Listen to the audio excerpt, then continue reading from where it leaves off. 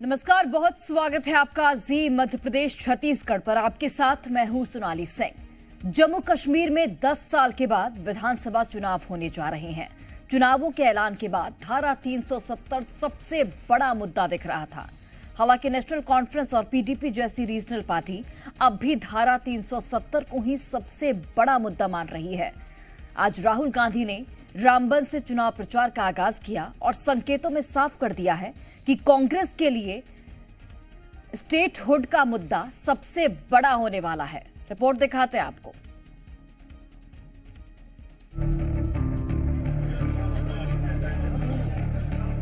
जो हालत देश में है उससे खराब हालत जम्मू कश्मीर में। तो हमारा पहला कदम जम्मू कश्मीर को स्टेटहुड वापस देने का होगा। तो A1 A2 नाम दिया मैंने उनको।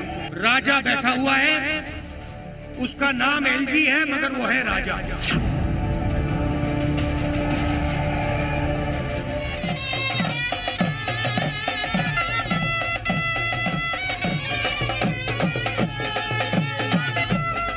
10 साल के बाद जम्मू कश्मीर में नई सरकार चुनने के लिए वोट डाले जाएंगे, लेकिन उससे 14 दिन पहले ही राहुल गांधी ने चुनावी एजेंडा सेट कर दिया है। रामबन में अपनी पहली ही रैली में राहुल गांधी ने साफ कर दिया कि अगले 14 दिनों तक जम्मू कश्मीर की फिजाओं में कौन से नारों, वादों और दावों की गूंज रहने वाली है। करीब 20 मिनट के संबोधन में राहुल गांधी का सबसे अधिक फोकस जम्मू कश्मीर के स्टेटहुड को लेकर रहा। इस मुद्दे के जरिए राहुल ने एक तीर से दो निशाने साधे। एक तरफ राहुल गांधी ने पूर्ण राज्य के दर्जे को लेकर लोगों से इमोशनल कनेक्ट होने की कोशिश की, तो साथ ही 18वीं लोकसभा में विपक्षी गठबंधन की ताकत को लेकर बीजेपी को सीधी चुनौती दे डाली। तो हमारा पहला कदम जम्मू कश्मीर को स्टेटहुड वापस देने का होगा। बीजेपी चाहे ना चाहे इंडिया गठबंधन इतना दबाव डालेगी कि जम्मू कश्मीर के लोगों को स्टेटहुड देना ही होगा।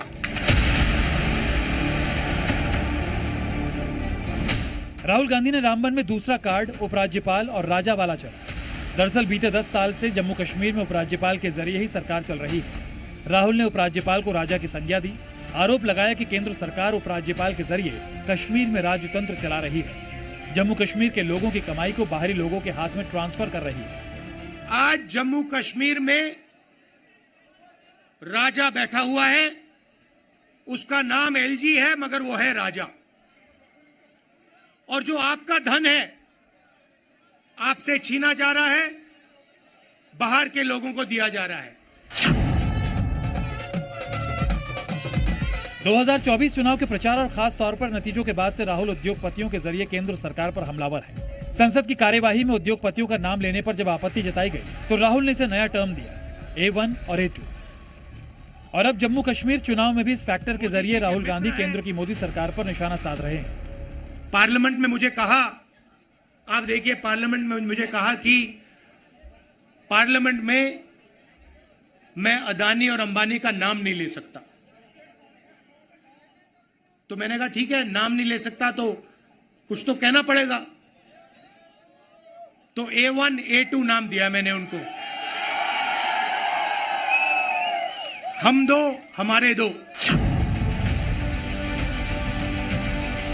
लोकसभा चुनाव के दौरान नफरत और मोहब्बत के नारे के जरिए राहुल गांधी लगातार अपनी छवि को सुधारने और कांग्रेस की विचारधारा को जस्टिफाई करने की कोशिश में जुटे हैं। जम्मू कश्मीर के चुनाव प्रचार के डेब्यू कार्यक्रम के पहले ही मिनट में राहुल गांधी ने मोहब्बत की दुकान के जरिए ही पहला गोल करने की कोशिश की। लड़ाई दो विचारधाराओं के बीच में है। एक तरफ नफरत, हिंसा, डर, दूसरी तरफ मोहब्बत, रिस्पेक्ट, इज्जत। 2024 चुनाव में भले ही कांग्रेस के सांसदों की संख्या 3 डिजिट को टच नहीं कर पाए, लेकिन 99 सांसदों की जीत ने बीजेपी के मिशन 400 के रथ को जरूर रोक दिया। 2014 से ही जम्मू कश्मीर में सत्ता की कुर्सी तक पहुंचने के लिए बीजेपी ने जी तोड़ मेहनत की है और अब राहुल गांधी अलग अलग दावों के जरिए बीजेपी को उसके मिशन से दूर रखने की पूरी कोशिश में जुटे हुए हैं। ब्यूरो रिपोर्ट, जी मीडिया। और चलिए अब बात करेंगे भोपाल की, जहां आज एक सरकारी स्कूल की 1500 छात्राएं न सिर्फ सड़क पर उतरी बल्कि अपने ही टीचरों के खिलाफ बागी हो गई। छात्राओं ने बेहद गंभीर आरोप लगाए। इसके बाद शिक्षा विभाग के अफसर, सरकार के मंत्री, पुलिस प्रशासन सब हरकत में आ गए। हालात को संभालने के लिए सरकार को एक्शन भी लेना पड़ गया। रिपोर्ट देखिए आप।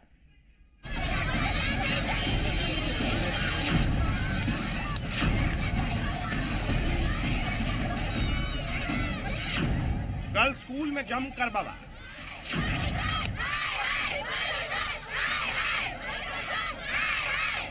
सड़क पर बच्चियों के नारेबाजी, हो हल्ला और हंगामा।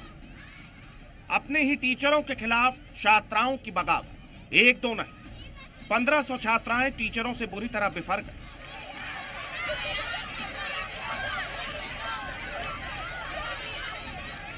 नहीं देखा होगा छात्राओं का ऐसा आक्रोश। हंगामा और अफरा तफरी का हाल ये कि कई बच्चियां बेहोश हो गई। बताया गया कि तेज धूप में प्रदर्शन की वजह से बच्चियां बेहोश होती गई। आनन फानन में बेहोश हुई स्कूली बच्चियों को अस्पताल भेजा गया। ये बच्चे हैं बहुत परेशान हैं और इनका गंभीर आरोप स्कूल प्रबंधन पर है कि हमारी मांग पूरी करो, हमसे साफ सफाई करवाई जाती है, पढ़ाया बिल्कुल भी नहीं जाता है। यहाँ की जो शिक्षक हैं उनसे ये प्रताड़ित बच्चे कई गंभीर आरोप लगा रहे हैं और हालात ये बन गए कि बच्चे स्कूल के गेट पर उतरकर बड़ी संख्या में, आप तस्वीरें देख सकते हैं, बड़ी संख्या में बच्चे यहाँ पर पहुंचे हुए हैं और सिर्फ एक ही आवाज बुलंद कर रहे हैं कि कैसे भी करके यहाँ के शिक्षक को, यहाँ की टीचर को हटा दिया जाए, वरना हम लोग अंदर नहीं जाएंगे, हम लोग ये प्रदर्शन जारी रखेंगे। छात्रों का आरोप है कि स्कूल में उनके साथ मनमानी की जाती है। स्कूल में साफ सफाई करने का फरमान सुनाया जाता है। 5 मिनट लेट आने पर इन्हें सजा दी जाती है। पढ़ाई लिखाई तो छोड़िए, उनसे कूड़ा कचरा उठाने को कहा जाता है।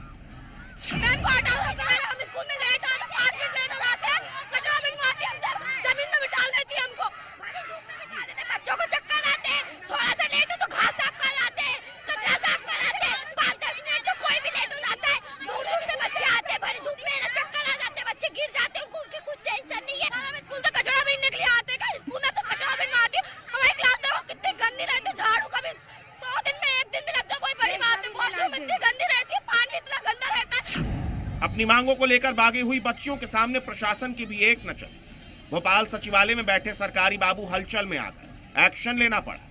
प्रिंसिपल की छुट्टी कर दी गई। उन्हें अनिश्चितकालीन अवकाश पर भेजने का फैसला तत्काल लिया गया। इन स्कूली छात्राओं की परेशानियों का अंदाजा लगाइए कि इस धरना प्रदर्शन में 1500 बच्चियां सड़क पर उतरी। जब पानी सिर से ऊपर निकला तो उन्हें सड़क पर उतरना पड़ा। अच्छी बात यह है कि प्रशासन ने फौरन एक्शन लिया। इनका प्रदर्शन खाली नहीं गया। राहुल राठौर, भोपाल, जी मीडिया। और इस बीच देखिए, कोलकाता में डॉक्टर बिटिया के साथ हुए अत्याचार को लेकर घमासान जारी है। अस्पताल के डॉक्टर सड़कों पर हैं। राजनीतिक लड़ाई का शोर तेज होता जा रहा है।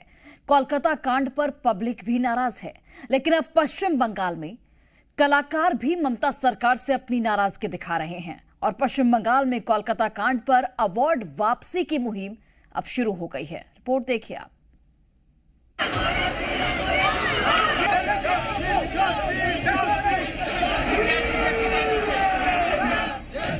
पहले कैंडल मार्च,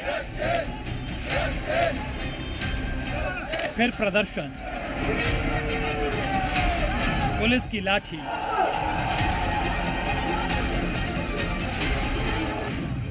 राजनीति और अब अवार्ड वापसी। कोलकाता में डॉक्टर बिटिया के साथ हुई जघन्य वारदात को 28 दिन बीत जाने के बाद भी पूरी गुत्थी अनसुलझी। पूरी जांच में ममता सरकार और कोलकाता पुलिस पर कई सवाल हैं, तो वहीं सीबीआई भी फुल एंड फाइनल नतीजे पर नहीं पहुंच पाई है। आरजीकर अस्पताल में हुई दरिंदगी मामले में ममता सरकार के खिलाफ डॉक्टर से लेकर आम जनता और विपक्ष का गुस्सा बढ़ता ही जा रहा है। लेकिन अब पश्चिम बंगाल में कलाकार भी ममता सरकार के विरोध में आने लगे हैं। आरजीकर मेडिकल कॉलेज में हुए रेप और मर्डर कांड में पश्चिम बंगाल के 2 प्रसिद्ध रंगमंच हस्तियों और एक राष्ट्रीय पुरस्कार विजेता अभिनेत्री ने पश्चिम बंगाल सरकार की तरफ से दिए गए सम्मान को लौटाने का ऐलान किया है। वरिष्ठ नाटककार चंदन सेन ने अवार्ड वापसी का ऐलान किया है। थिएटर निर्देशक विप्लव बंदोपाध्याय ने सम्मान लौटाने की बात की है, तो वहीं अभिनेत्री सुदीप्ता चक्रवर्ती ने भी पुरस्कार वापस करने की बात कही है। पश्चिम बंगाल के कलाकार पूरे मामले में तृणमूल कांग्रेस के नेताओं और विधायकों के रवैये से नाराज हैं। पश्चिम बंगाल के बड़े कलाकारों के साथ साथ कई नाटक समूहों ने भी कोलकाता कांड पर ममता सरकार से अपनी नाराजगी जताई है। मालदा जिले के प्रमुख रंगमंच समूह क्षमाबेता प्रयास ने ऐलान किया था कि वो राज्य सरकार की तरफ से दिए जाने वाले 50,000 रुपए के अनुदान को लौटाएंगे। इतना ही नहीं, पश्चिम बंगाल की 6 दुर्गा पूजा समितियों ने भी आरजीकर घटना के विरोध में राज्य की तरफ से 85,000 रुपए के मानद अनुदान को लेने से मना कर दिया है। ब्यूरो रिपोर्ट, जी मीडिया। और देखिए, एक तरफ जम्मू कश्मीर में लोकतंत्र के उत्सव की तैयारी चल रही है, तो वहीं दूसरी ओर बौखलाई अलगाववादी ताकतें फिर से सिर उठाने की कोशिश में लग गई हैं। किश्तवाड़ में निर्दलीय उम्मीदवार के चुनाव प्रचार के दौरान भड़काऊ नारे लगाए गए। इस नारेबाजी को लेकर चुनाव आयोग एक्शन में है, तो वहीं नेशनल कॉन्फ्रेंस और बीजेपी एक दूसरे पर निशाना साध रहे हैं। देखिए रिपोर्ट।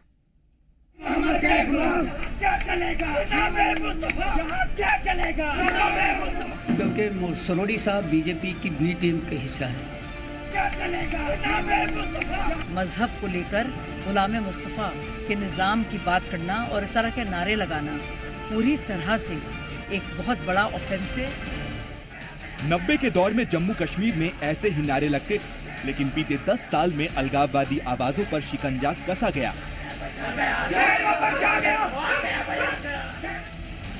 अब जम्मू कश्मीर में चुनाव की तैयारी चल रही है। लोगों को लोकतांत्रिक ताकत के इस्तेमाल का मौका मिल रहा है। नई सरकार चुनने की प्रक्रिया शुरू हो चुकी है। अलग अलग मुद्दों के जरिए सियासी पार्टियां मैदान में हैं और इन सब के बीच किश्तवाड़ का एक वीडियो सामने आया है।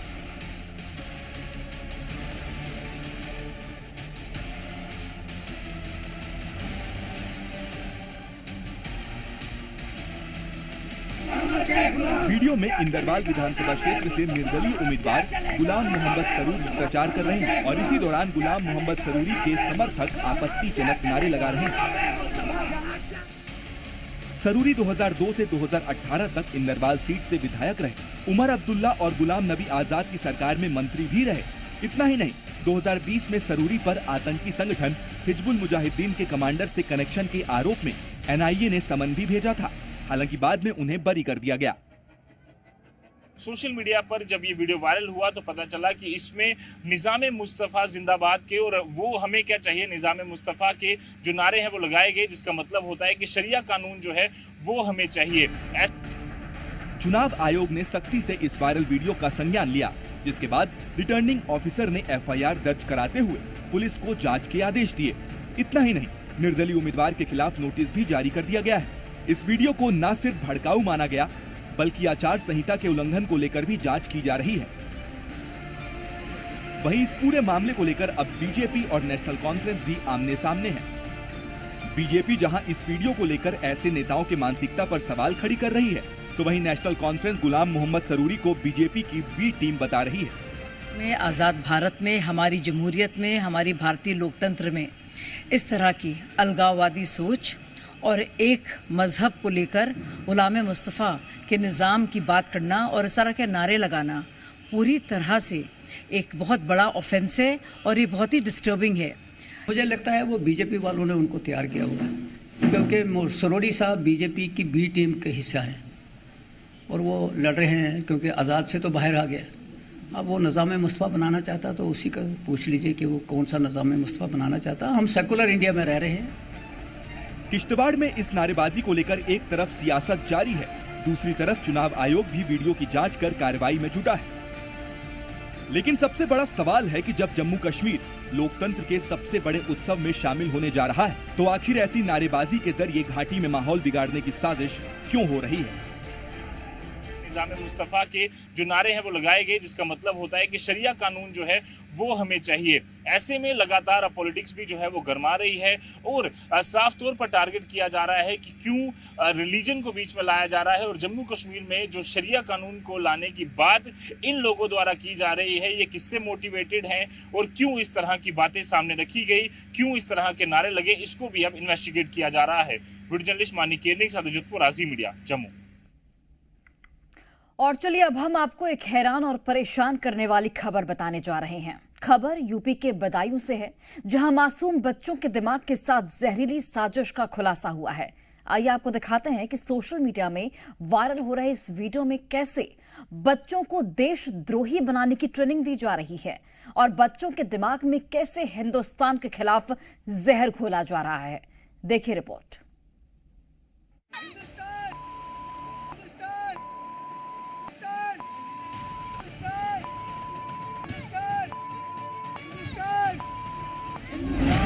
बारह से 13 साल के बच्चे, हाथों में हथियार और जुबान में नफरत।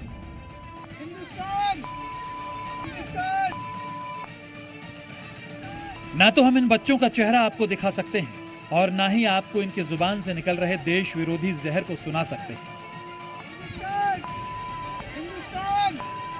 लेकिन कच्ची उम्र के इन लड़कों को देखकर अंदाजा लगाया जा सकता है कि किस तरह देश के खिलाफ इनका ब्रेन वॉश किया गया है, किस तरह मासूमों के दिमाग में जहर घोला गया है।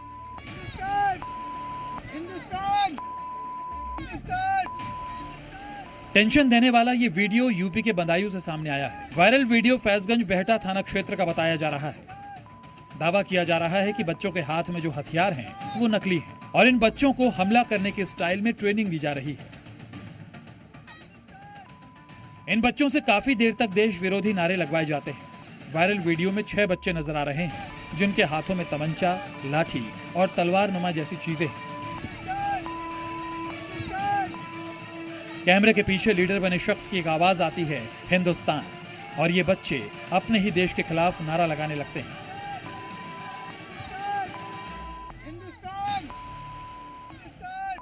थोड़ी देर बाद ये बच्चे हथियारों के साथ पोजीशन ले लेते हैं जैसे ये युद्ध में उतरे हैं। वैसे बच्चों के हाथ में हथियार असली हैं या नकली, अभी इसकी पुष्टि नहीं हो पाई है। सोशल मीडिया पर तेजी से वायरल हो रहे इस वीडियो से हड़कंप मच गया, जिसके बाद पुलिस भी एक्शन में आई और जांच शुरू की। जांच पड़ताल में पाया गया कि यह वीडियो 2 से 3 महीने पुराना है। इसके बावजूद भी वीडियो के आधार पर संदिग्धों की पहचान और पूछताछ करके विधिक कार्रवाई की जा रही है। इस पर 3 संदिग्धों को उठाया गया है, उनसे पूछताछ जारी है और पूछताछ के बाद जो वीडियो और फुटेज के आधार पर जो पहचान में आते हैं उन पर कार्रवाई की जाएगी। मासूम बच्चों के साथ साजिश के इस वायरल वीडियो को सोशल मीडिया में दोबारा सर्कुलेट करने के पीछे किसी बड़ी साजिश का शक जताया जा रहा है। लेकिन सबसे बड़ा सवाल यह है कि बच्चों के मन में इस तरह की सोच कौन भर रहा है। ब्यूरो रिपोर्ट, जी मीडिया। और अब बात प्रयागराज की, जहां से बड़ी खबर सामने आ रही है। प्रयागराज के मदरसा जामिया हबीबिया को लेकर बड़ा खुलासा हुआ है। मदरसे में नकली नोटों का टकसाल मिलने के बाद अब इस मदरसे में फॉरेन फंडिंग का खुलासा हुआ है। जांच एजेंसियों को इस बात के पुख्ता सबूत मिले हैं कि मदरसे में मिडिल ईस्ट से फंडिंग मिल रही थी और इस खुलासे के बाद अब मदरसे पर और सवाल यहां पर खड़े हो रहे हैं। रिपोर्ट दिखाते हैं आपको।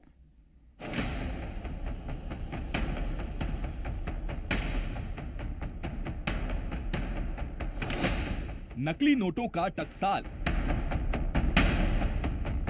फिर मिली भड़काऊ किताब और अब सामने आई है एक लाल डायरी। प्रयागराज के इस मदरसे में यूं तो कथित तौर पर मुस्लिम बच्चों को मजहबी तालीम दी जाती थी, लेकिन बीते चंद दिनों से जब इसकी जांच शुरू हुई तो ऐसे ऐसे खुलासे हो रहे हैं कि जांच एजेंसियों के पांव तले जमीन खिसक गई है। अब इस मदरसे के तार फॉरेन फंडिंग से जुड़ रहे हैं। जांच में सामने आया है कि जामिया हबीबिया को विदेशी फंडिंग मिल रही थी। ये फंडिंग सालाना 2 करोड़ से ज्यादा की थी। केरल समेत कई राज्यों से इस मदरसे को फंड मिल रहा था। इसके अलावा खाड़ी देशों से भी मदरसे को भारी फंडिंग मिलने के सबूत मिले हैं। 2 करोड़ के करीब सालाना फंडिंग जो है सऊदी, दुबई के साथ साथ दूसरे जो खाड़ी देश हैं वहां से हो रही थी। इसके साथ ही देश के भी तमाम हिस्सों से, चाहे पश्चिम बंगाल की बात करें, हैदराबाद की बात करें, महाराष्ट्र, ये तमाम ऐसे राज्य हैं जहां से जामिया हबीबिया को सालाना जो फंडिंग है वो होती थी। इस खुलासे के बीच मदरसा जामिया हबीबिया के मौलवी मोहम्मद तफसीरुल की कस्टडी को लेकर पुलिस ने कोर्ट में अर्जी दाखिल की है, जिसमें पुलिस ने मौलवी तफसीरुल और उसके 3 साथियों की रिमांड मांगी है। बताया जा रहा है कि मोहम्मद तफसीरुल के कमरे से कई स्पीड पोस्ट की पर्चियां मिली थीं। पर्चियों के आधार पर पुलिस एड्रेस को वेरीफाई कर रही है। मदरसे में लाल रंग के कई बही खाते भी मिले हैं, जिसमें मदरसे को मिलने वाली अनुदान राशि और खर्च का ब्यौरा दर्ज है। मदरसे में नकली नोटों का टकसाल मिलने के बाद से जामिया हबीबिया इस्लामिया जांच एजेंसियों के रडार पर आया, जिसके बाद अब खुलासों का सिलसिला जारी है। लेकिन एक के बाद एक हो रहे खुलासों से अब सवाल उठने लगे हैं कि मदरसे में फंडिंग करने वाले लोग कौन हैं? क्या मदरसे में देश विरोधी साजिश चल रही थी? इस मदरसे को लेकर अभी तक के खुलासों से सवाल कई खड़े हो रहे हैं, लेकिन ये सब कितने सीक्रेटिव तरीके से चल रहा था उसका अंदाजा इसी बात से लगाया जा सकता है कि यहाँ काम करने वाले लोगों को इन सब की कोई जानकारी तक नहीं थी। आपको क्या लगता है कि क्यों इस तरीके की चीजें सामने आ रही हैं? अब ये समझ ही नहीं आ रहा कैसे है। कोई साजिश आपको लग रही है क्या कि हो सकता है, हम बता नहीं सकते। कौन लोग हो सकते हैं? हमें कैसे हम कहें जब हमको कुछ मालूम ही नहीं है, तो कैसे बताया जाए कि कौन कौन साजिश करता है या कौन नहीं। प्रयागराज का ये मदरसा जाली नोटों की छपाई से जुड़ी है। इसके अलावा वहाँ विवादित साहित्य मिला। इसके अलावा यहाँ से हथियारों के बरामद होने की बात भी सामने आ रही है। ऐसे में सवाल उठता है कि आखिर अंदर चल क्या रहा था और कब से चल रहा था। इन सभी साजिशों के तार कहां कहां तक फैले हैं। अब खबर आ रही है कि इस बीच मदरसा जामिया हबीबिया को सील कर दिया गया है।